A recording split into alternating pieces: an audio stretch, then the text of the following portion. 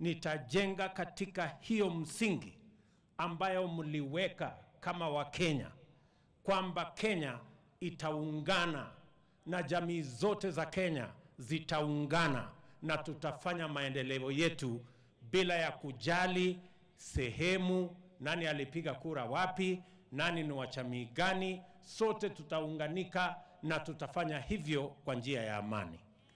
I give you my assurance that going into the future, we have set a new standard of the politics of our nation, that going forward, we are going to have politics that is devoid of ethnicity and politics that is devoid of conflict or violence. We are going to have peaceful politics in the Republic of Kenya, and we are going to ensure that our politics unite the people of Kenya, not to divide them.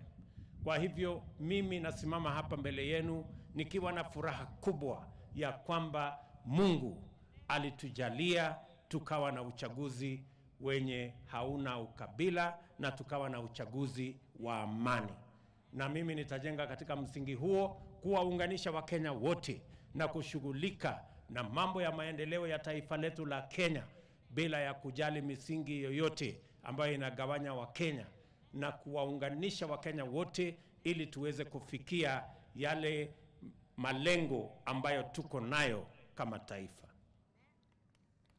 Nachukua tena nafasi hii kuwauliza viongozi wetu wa dini waombee taifa letu la Kenya. Hii serikali tumeunda kwa maombi na itasimamishwa na kuendeshwa na maombi. Na waomba jameni, tuendelee kuombea taifa letu ili tuweze kufikia malengo yale yote ambayo tulisema tunataka kuyafikia.